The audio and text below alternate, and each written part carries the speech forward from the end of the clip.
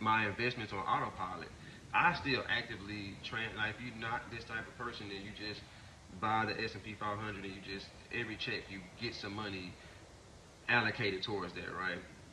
I'm the type of person where I like to go in and see what company is doing what. Okay, let me double down here because the stock is has went down considerably. Okay, this one's flat.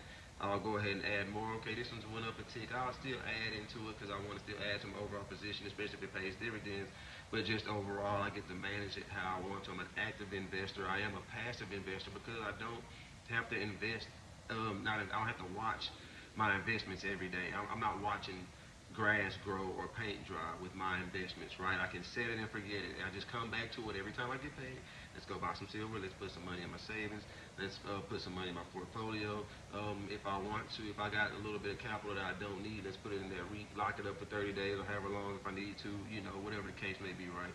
It's not really, you take the guesswork out of it, but it is fundamental work that has to go into it as well. So if you're trying to get rich quick, this podcast might not be for you because you have to do work. You have to consistently stay up on what you're doing. Investing might not be for you if you're looking to get rich quick as well, because you have to put in the work. Even if you're doing an investment strategy, whether you're day trading or options trading, or you're doing speculative investing in the crypto or whatever tech company is supposed to go to the moon, you want to at least do your research to stay ahead of the trends and stay ahead of what's to come, because if things hit the fan, you want to at least know, hey, let me pull out. Hey, things are starting to get a little shaky. Let me pull out. You got to think about it. People are starting to sell off on Nvidia right now, and with that, some people are citing the AI tech bubble.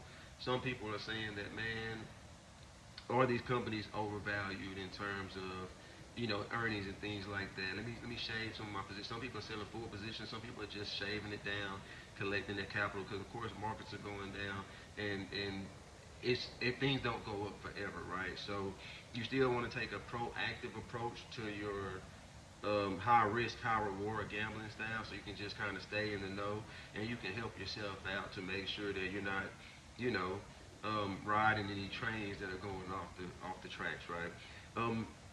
Another key component to the boring investor breakdown is going to be FOMO. Epic.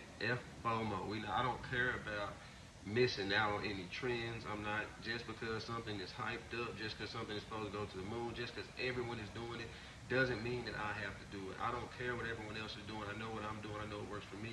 I stick to what Warren Buffett considers a circle of competency. I do what works for me. I do what I understand, and I do it very well. I take pride in it. I study it. I'm a student of it. I've studied the history of the markets, financial markets, and things like that, economic cycles and things like that, to where I'm competent enough to where I have understood that you can't lose money on a trade that you don't make, or an investment that you don't take, on something that you don't do. You can't. There are opportunity costs. That's okay. I missed out on Uber. I missed out on Delta Airlines. I missed out on a few opportunities that I wish I could have back, but guess what? I didn't lose a penny on it, so it's okay. And I learned from different things, and it's a journey, and you get better, and you learn which way to go. The areas that I did lose money in is when I was IPO companies. I was gambling on, not a gamble, but it's like when it comes to IPOs, you put some money in, it runs up real quick, you take it out and go. Right, I got lucky on that a few times. I lost money on that, right? And I've tried day trading, options trading, things like that. Those are the times I've lost money. Did I have a few wins in there? Yeah, sure. I got lucky, I think.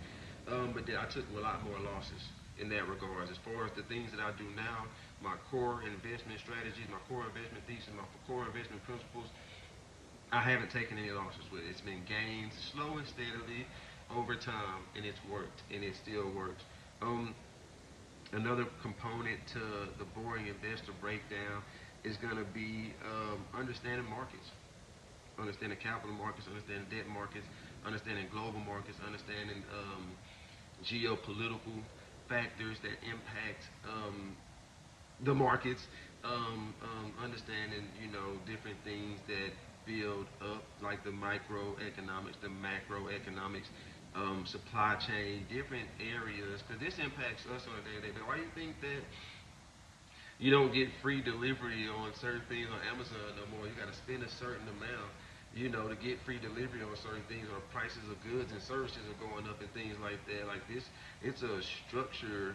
The economy is structured a certain way. You got the people that are building, that are manufacturing the materials at the beginning of the supply chain. These are the guys that are just the raw materials we get, like the wood, the lumber, the things that they can use to then build tablets, MacBooks, phones, like the materials guys. Those guys, and you got to get it to places. It has to go to different companies. It has to go to different destinations in the world. Whether it's going to be by boat, whether it's by train, whether it's by freight, whether it's by plane, it has to be able to get from place to place. These are called supply chains. And then it gets to the producers who build those goods into distributable products in which the consumer, me, you, everyone else, then purchases and uses for our everyday necessities and wants as well. And then, of course, be boring long enough for compounding to work. So, Charlie Munger was quoted as saying, him and Warren Buffett weren't smarter than anyone else. They were just rational longer than everyone else, right? And if you can um, spend less than you earn, and reinvest your earnings and avoid catastrophe, wealth will essentially creep up on you. Okay, if you can be rational longer than the average person, right? You're not chasing these trends. You're not trying to get rich quick. You're just, like I said, spend less than you make. So don't, because if you want to use those extra funds to invest and do different things. Reinvest those earnings. So of course, take whatever you earn, put it right back into whatever you're doing. That's a growth engine that helps propel you upward in terms of the growth that you're able to get. And then of course, avoid catastrophe. Don't blow yourself up. Don't do anything crazy where you got to get wiped out, start from scratch. And